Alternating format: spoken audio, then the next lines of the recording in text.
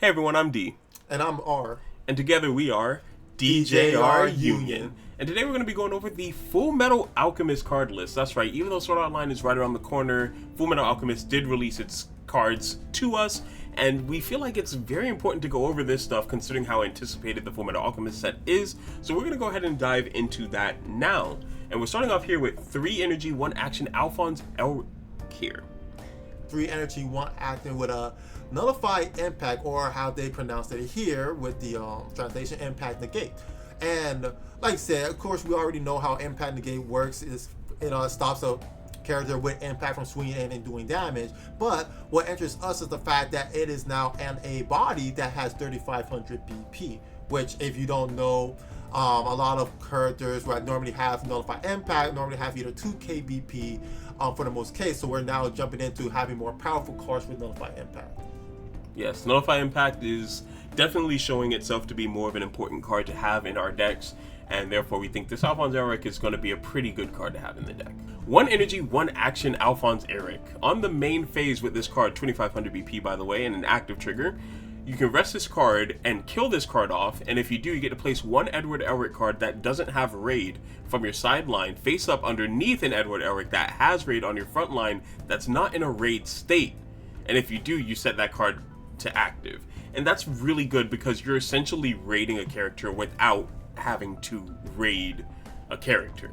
Yeah, so I'm really interested to see how this mechanic is going to play out. Like I said, I'm seeing that you might be dumping, like, say, your regular Erics into the sideline, and then you just flat out hard casting your raid Eric, and then you'd be like, oh, all right, now I need to make a raid version. Let me activate Alphonse ability to grab one of my Erics from the sideline and just put it right under my raid Eric to give it raid properties.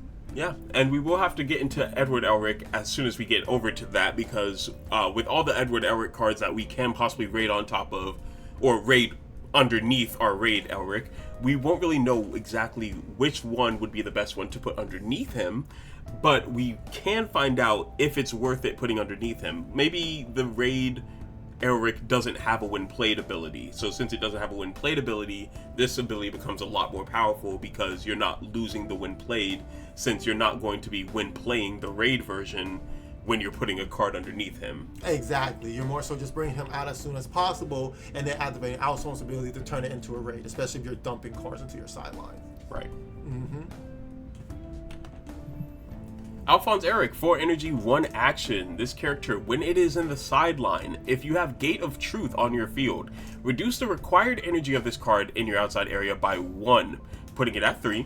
It has impact negate, and on play you can pay an action point, and if you do, choose one of the following effects, but if this character was played by one of your effects, you activate all of these, which is you get to choose 1 character on your opponent's front line and rest it, and you get to set this character to active. This is also a color trigger. I think this is really nice card, honestly, because like I said, if you meet its prior conditions on bringing this card out through your effects versus just regularly, not only do you get the ability to rest your opponent's character to open up yourself for attack, but also your Alphonse becomes active at that point, which of course technically is 2 AP, but like I say, you're playing 2 AP to get a card active onto the field and resting your opponent together to start applying that pressure as soon as possible. So I think if played correctly, this card could be very dangerous. And I don't know if I will play it as a 4 of. I'll have to see. I could definitely see it being played as a 2 of, if nothing else. Yeah, I definitely see it somewhere around there, because it definitely does have potential to get in and help you get out quick and like just do your damage as quick as possible. It's just how consistent is it going to be, and there's only one way to find that out, and that's with the rest of the cards in the set. Exactly, pretty much so. Izumi Curtis. Izumi, I do like her a lot from the series. So what does she do? So she gets 500 BP on Archer, putting out a 4k beater, so that's not bad. And when she's on the front line, once per turn, I can discard a card. I choose 1 Edward card or Alphonse card on my area, and I get to set it to active. Oh, okay. So this works hand in hand with the other Alphonse, because now I don't have to pay an AP to try to activate both abilities. I can activate the 1 ability to set one of your opponents to resting, and then if I have Izumi out on the field, or even by player this turn, I can discard a card and just switch it to active there. I don't have to use the additional AP because I can use that AP to bring a Zumi out. And it's really even better because when you think about it, if you have that other Alphonse out on the field and you discard an Edward Elric, you can then use that other Alphonse that's on the field, switch it to resting and kill it off to put an Edward Elric underneath your rated Edward to raid that Edward and then get the rated Edward's abilities. Yeah, so it's like a chain effect, like a chain reaction going on, and I'm starting to see that with this deck. So with Azumi, I see this Azumi card is actually really good. Yeah, you're definitely going to want to have her in your deck with Edward and Alphonse. Exactly. I can definitely see her as a 4-up easily. Ah, Van Hoheim! Winry! If there's an Edward Elric on your front line, increase this character's generated energy by 1, putting her at 2 generated energy. Oh, okay. On your main phase, you can rest this card, and then you get to choose one other character on your field, and it gets 500 BP during this turn, which is better, or it's more consistent than its 0 cost, where it's only when played, it gains, you can increase a character's BP by 1,000. But because you're able to do it on your main phase, you just rest this card. So if you have 2 of her or even 3 of her, you can rest them all to give one character 5, 1,000, 1,500 BP. And with her generating so much energy for having one Edward Elric on the field, you can essentially line your entire backline with her and generate 8 energy. Exactly, and that's really good because like it's also called back to Winry being a mechanic and like doing kind of maintenance for Eric. I mean for Edward anyway, because she's on the back line, getting his arm ready, getting it ready up so he can go into battle. So I really do like the flavor behind this card. And like I said, it's just a battery. Yep. It's just really just a battery because you're constantly going to be able to buff your characters while still generating energy at the same time. And on top of that, it has a buff trigger too. Exactly. So we like triggers. You're almost never getting hit over as long as you have Winry in your deck. Exactly. 1 energy, Edward Elric. On play, you get to look at the top 4 cards of your deck, reveal up to 1 Edward or Alphonse or Gate of Truth among them, add it to your hand, place the rest on the bottom of the deck in any order, and if you add it to your hand, place 1 card from your hand to the sideline. So you already know what it is. We dig in 4 cards deep so we can find an Edward or Alphonse or a Gate of Truth card and add it to our hand. Really good, really powerful, especially for 1 energy. Yeah. So on your turn 1 or in some cases on your turn 2, dig 4 cards deep to find one of 3 cards that you're going to be playing in your deck. Yep. I would take that any day of the week. It sucks that it's not it doesn't have a trigger behind it, but it's understandable. You gotta keep the game balanced in some sense of the way. But I can definitely see this card easy being played as like a 2 to the 4 of. One thing I do like about this card is that you do have to place 1 card from your hand to the sideline. And again, that helps trigger with the Alphonse effect from earlier about bringing an Edward from your sideline to the field underneath a rated one. You can just discard one of your Edwards, like the 0 energy Edward, in order to get that 0 energy Edward underneath a raid card and just capitalize on Edward's raid abilities as quick as possible. And here we are, the raid Edward Elric, finally able to talk about this card. On your turn, he gets 500 BP, which is really good. It puts him at 4k. He does have a when played ability though. You get to choose one of these following effects. You get to either draw 2 cards and place 1 from your hand to the sideline, or if it's your turn, you may play 1 Alphonse Elric with required energy of 3 or less and AP cost of 1 from your sideline to your area rested. And if you did, you place one of this character's raid source cards in the sideline, therefore de-raiding this character. Okay, so that's an interesting way to go about it. One, I'll say this now, I do like the fact that there's benefits to not only rating on your side of the field, but also rating, well, not rating on your turn, but also rating on your opponent's turn. Because you still get the effect of being able to draw, dig 2 cards deep while placing a card into your outside area just in general. While also, if it's on your turn and you rated this card, you can play an Alphonse character directly from your hand, from your sideline, set to rest it onto your field. While of course you're de-rating your Everett right here, but at that point he kind of did his job already. So it's kind of just deciding, depending on the situation, do you want the extra 500 BP during your turn, or do you want to get your Alphonse out onto or you want to cheat an Alphonse out onto your field to further extend your plays? It's pretty good.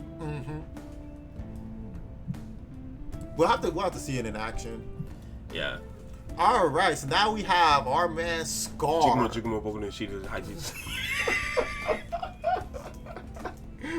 No way. Shout out to those who understand that. So first off, first line here, this character is played set to active on the field already immediately good. For 2 action, better be played set to active. 100%. On play, you get to choose one character on your opponent's front line and rest it. All right, you love to Really see it. good. And then you have 7 or more generated energy. This card gains 1 KBP and impact 1 during this turn. So if you have a total of 7 energy generated on your back line, and this card is out on the, and you play this card out onto the field, There's no way! oh, when attacking, your opponent plays 2 cards. Oh, I didn't even realize that. Oh, snap. So you're telling me, if I attack, my opponent just has to choose 2 cards from their outside area and put it at the bottom of their deck. Yeah. Damn. That's stopping anyone that needs grave stuff. Yeah. Muzan, Father, who we're going to be seeing Oh! later. Oh! Saitama. Oh! Oh, snap, you're right. Purple Bleach. You're right. Literally anything that is Sakuna, because the fingers. Yes, because if you get this card out early enough or they're trying to field their sideline, especially if they have 2 or 3 cards, and one of them's a Sakuna finger, they have to choose. They have to choose. And the craziest thing, it's every time he attacks. Yeah. So you can have 2 of him, and then your opponent then has to place 4 cards from their sideline to the bottom of the deck. You're emptying out their graveyard with every single attack this man does. Exactly. So this card is actually going to mess up cards like you said, Green Saitama, that they need to build up the energy. Yep. Sakuna, if they need the fingers and their graveyard's running low, or like you said, Muzan, because they need to get to 15 cards, or is it 20? Is it 20 or 15? 20. 20 cards in order to bring out Muzan, but you're just stopping that whole thing altogether. Now, I will say, though, it's kind of a double-edged sword, because you remember we got Speedo Sound Sonic.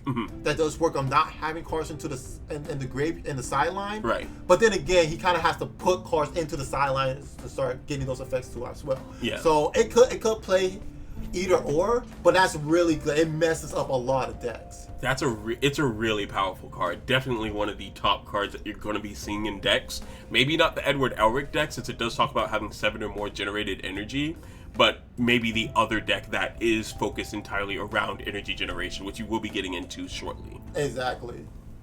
Paipo no Sharingan no Gurindai no Pokemon no Chokyume no Chosuke. Who's this? It's Tim! He's racist. Next card. It's Trisha! It's Yoki! I actually have no idea who the freak is this? Well, on your opponent's turn, when this guy's in the front line, characters on your field, other than Yoki, when this character is chosen by the effect of your opponent's character or event card, they cannot choose this character unless they additionally place 1 card from their hand to the sideline. It does not stack. Pretty good. It's not bad. It's a good shield. Yeah, it's a fairly decent shield and everything. It's not bad, so I can see him getting played as a 2-of. Yeah. Yeah. Like no different from Tax's Gojo, that 4 energy drop Gojo that says you can't target it unless you do this. Or the Silver Fang in One Punch Man Green. Yeah, Silver Fang, One Punch Man Green, or even the there was another card, the Euphemia from Code Geass. Yes.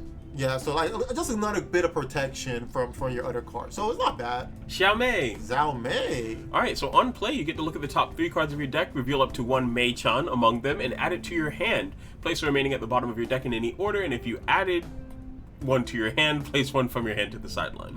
Now, this is an interesting card because 1 is 0 energy, so you can put it out turn 1 to start looking for a certain card, looking for your main cards to build up for your setup plays. So I think this card is very good. Plus, there's a draw trigger on top of that. Yes. So you're able to dig 3 cards to keep looking for your cards. So for 0 cost, I'll take that any day of the week. Oh, very much so.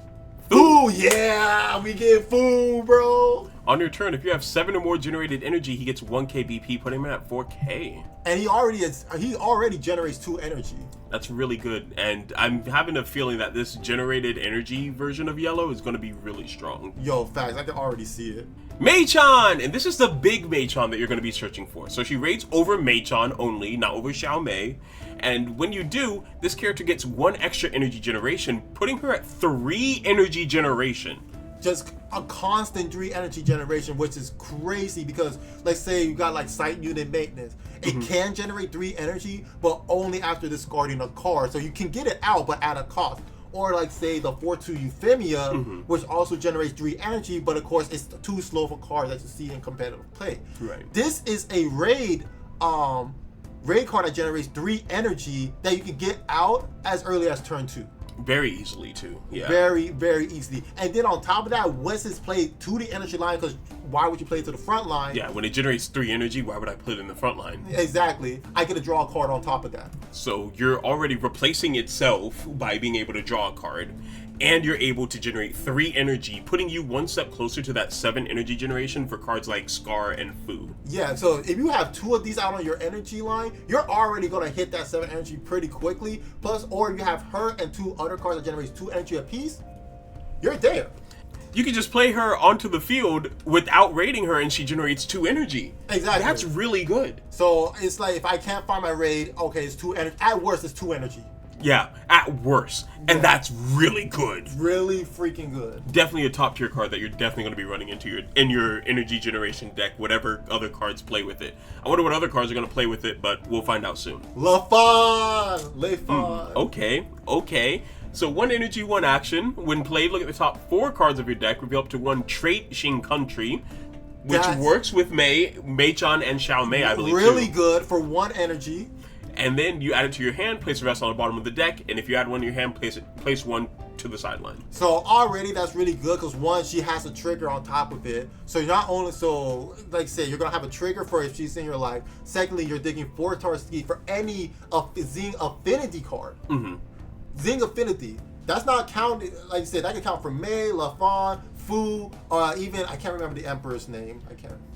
We'll probably get to him. Yeah, we'll probably get to him. He'll probably be a card. Yeah, there's no way he's not a card, but you're going to be able to find a good amount of targets with her. So easy 4 of. And here we go. 2 energy, 1 action. She has an SR card, and of course she works well with Xiao Mei and Mei-chan because look at this. She gains abilities based on the generated energy you have, which is crazy. At 5 or more, she gets an extra 500, putting her at 3,500. Nice. For 2 energy, that's great. At 6 or more, she cannot be blocked by characters with 4K or more BP. So your heavy hitters thinking that you're protected? Nah, she's slipping right past that because, of course, she's a Kunoichi. Yeah, Kunoichi. She's a Kunoichi, so, she's like fast eye gel and everything, so she has to slip and slide in those DMs. And at 7 or more energy, when you play her, you can pay an extra action point to switch her to active and instantly start playing her right off the bat. Exactly. So you're going to be, especially if you're playing the Mei-chan, more than likely you're going to be able to hit all 3 of these conditions pretty frequently. Honestly, you might even hit the 7 energy by like turn 3 or 4 and be able to play her out then and just go to town. Yo, 100%. Ling Yao, 3 energy. Play up to 1 yellow trait Xing Country, which a required energy of 2 or less and AP cost 1 from your hand to your field rested.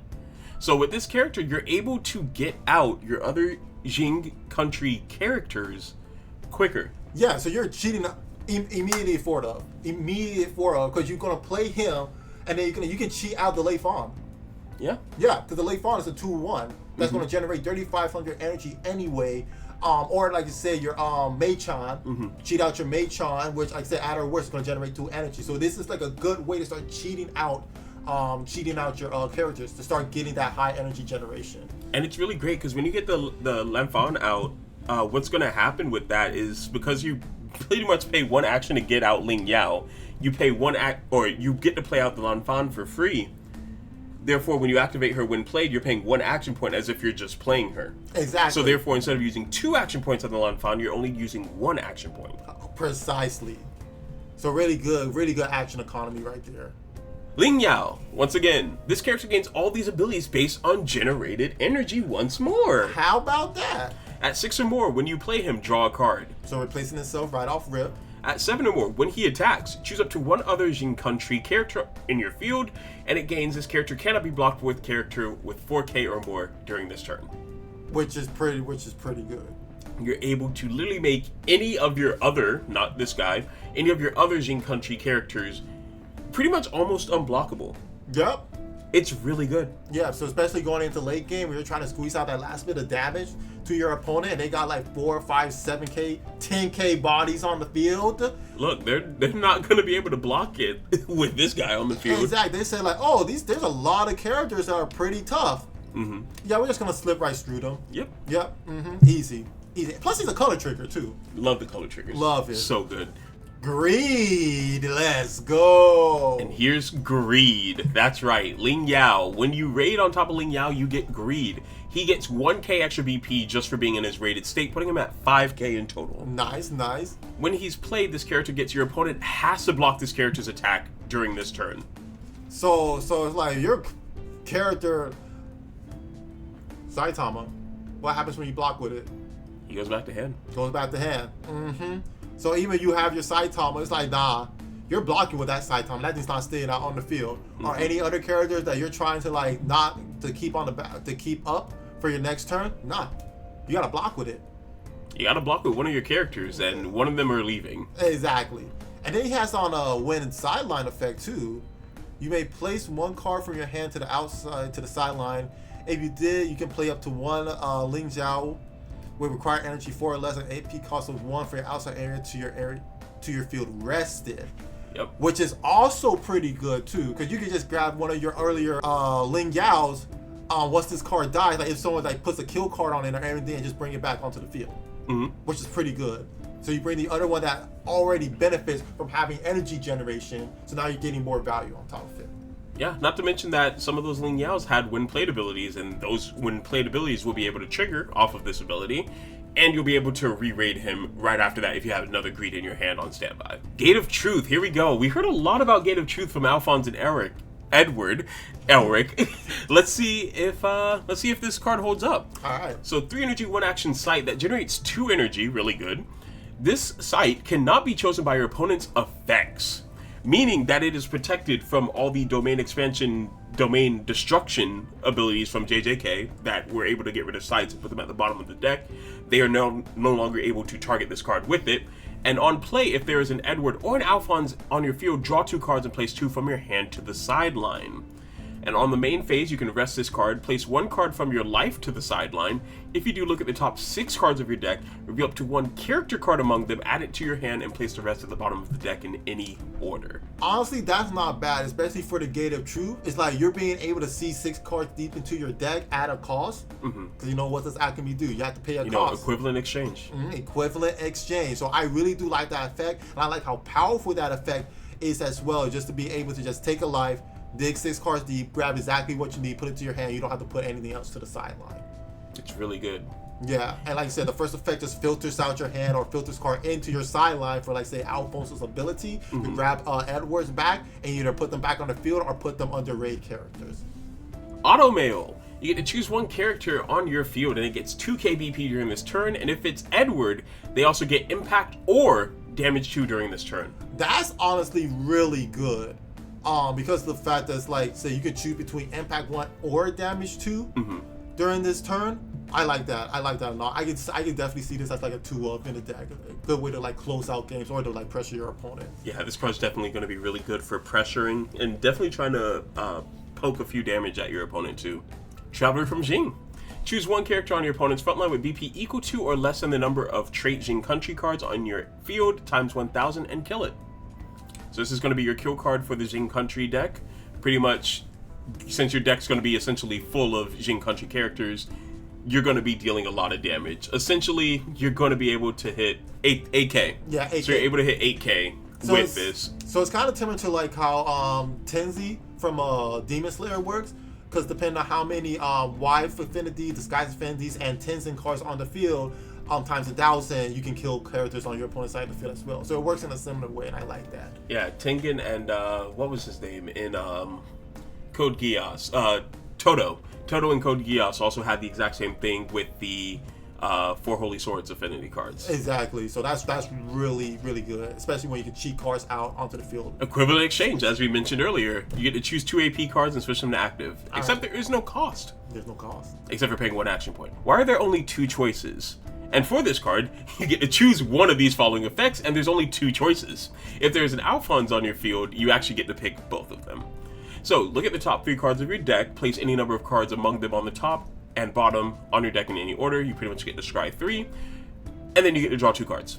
Scry 3, then draw 2 cards. So it's like, oh, I need 2 of these cards. I'm gonna leave them up top and draw them. Yep. So that's still pretty good. And it's a draw trigger. So that card's great. Full Metal Alchemist. For 4 energy, 1 action event card, you get to choose 1 character on your opponent's front line with 3k or less BP, kill it. If Edward, 5k or less. Alright, so this is probably going to be the main kill card out of yellow, so you already know it's probably going to get a foil version. So, as you mentioned, Alphonse, really great card. You know, he's going to be able to come out a little bit earlier due to Edward's ability with being able to play a, 3 energy Alphonse from your sideline to your field. So if this Alphonse is in your sideline, which apparently having cards in your sideline for this deck is going to be very important, because if he's in the sideline, he is now at 3 energy. You get to play him onto the field to pay an AP cost, and if you do choose one of these effects, to choose an opponent's frontline character and rest it. If this card's on the field, he no longer has its derated state. However, if you have this Alphonse on this field, you rest him, kill him off, place any random Edward underneath this Edward, then you'll be able to, once again, put him up at the top. Now, that's only with legitimately 2 action points right there. 2 action points. For your 3rd action point, you can come down here and use auto mail to then give this rated Edward either impact or damage 2 and then swing in with him. Honestly, yes. Yes, like you said, you did that sequencing of event to like get your to utilize Edward's effect, get a character rested, and then re-rate him, and then follow that with your last AP to buff him up. Especially if your opponent, especially say if you kill a card and they only have 1 card left on their front line, so you just use this combo to like say rest that card and follow up with a damage 2 instead of impact. Yep. That's actually really good. Not to mention, there's a lot of other combos I'm pretty sure you can do with Alphonse and Edward, just because there's just like a lot of raid. And honestly, speaking of raid, we have to talk about this Edward from the structure deck. Yes. He has impact. Off rip. Just for being rated, he has impact. So if you target this Edward with one of the Edwards in the sideline instead, he has impact already. So for that last action point, you can either give another Edward on the field impact, or you can give this one damage 2 to apply even more pressure. Exactly. So now you're putting your opponent again in a pick and choose situation. Do I want to lose a character and take 2 damage, or do I want to let the damage just go through? Either way, you're taking damage. Yeah. And with this card, on play, you get to look at the top 6 cards of your deck, reveal a character or field card, meaning you can look for Gate of Truth, add it to your hand, place the rest on the bottom of any deck, and if you did, place one of this character's raid sources to the outside area. Not from your hand to the sideline, you put the bottom card that you rated this character with to the sideline instead, therefore derating him, which then gets you that opportunity to use Alphonse's ability to re-rate him. Okay, definitely. So with that being the case, like I said, let's look at some of the structure deck cards for yellow to see what other support we're going to be getting for it. So this one right here, this Edward Elric, 3 energy, 1 action. Just to double check, I'm going to make sure we didn't go over this one already. We did not, because there is no 3 energy, 1 action in the main set. Right there. So this is one of them. Edward Elric, 3 energy, 1 action. When played, look at the top 2 cards of your deck, and then place any number of them on top of your deck and any number into the sideline. Yeah. So the good way, another good bit of like deck manipulation, just be able to decide like, hey, what cards are going to be drawing, what cards are going to be put into the sideline, or if, like I said, if there's one card, an Edward card, for example, you want to get into the sideline and start feeling up for those plays, you can go ahead and do it with this card. So nice little good support card for the deck, honestly. Beautiful. Next up, you have an Alphonse Elric card that's also going to be coming in the starter deck. When played, if this character was played by your effect of Edward Elric, you get to draw 1 card. On the main phase, discard 2 cards once per turn, and you can switch this character to active, and he gets 500 BP during this turn.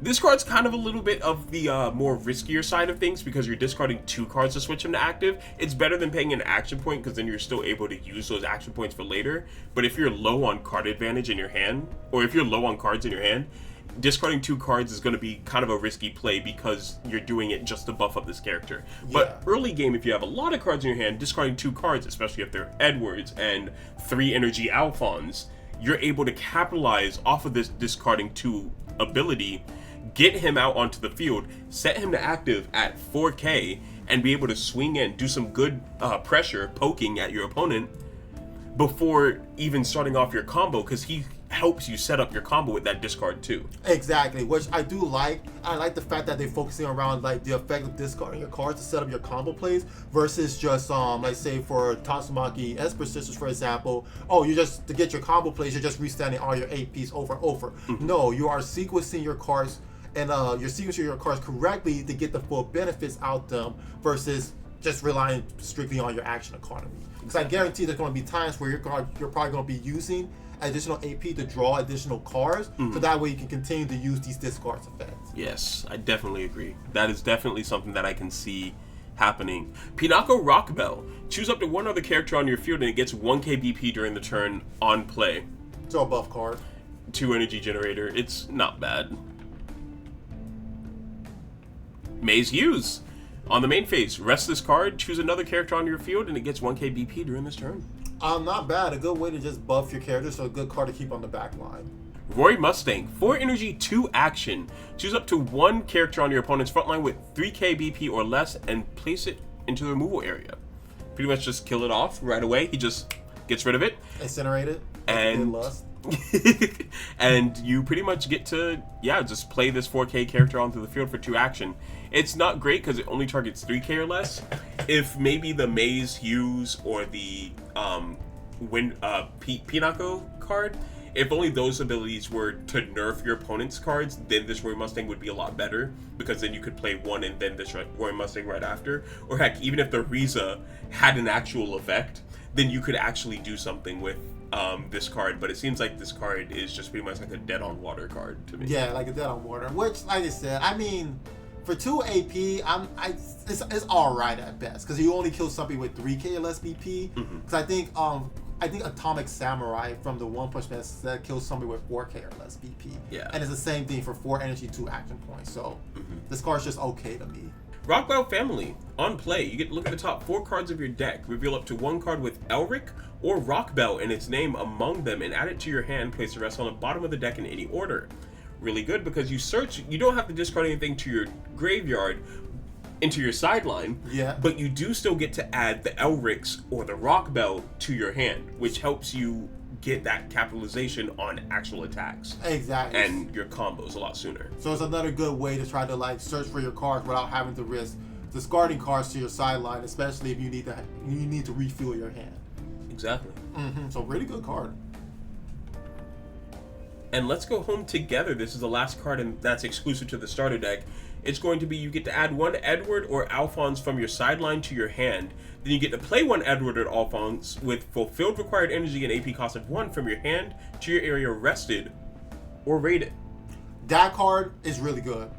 I think that card is going to be a really key card in this in the whole Alphonse and Edward combo plays, just to be able to say like, add it to my hand and then play a card onto the field, or just raid it straightly onto the field if I had to fulfill required energy.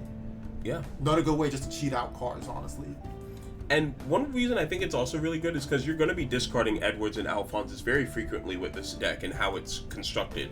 So to be able to be like, oh crap, I do need that Edward or I do need that Alphonse right now, you can use Let's Home Together to not only bring it back to your hand, but then to also play it for just that one action. You're not really spending an action to bring it from your hand and then another action to play it. You're doing one for both.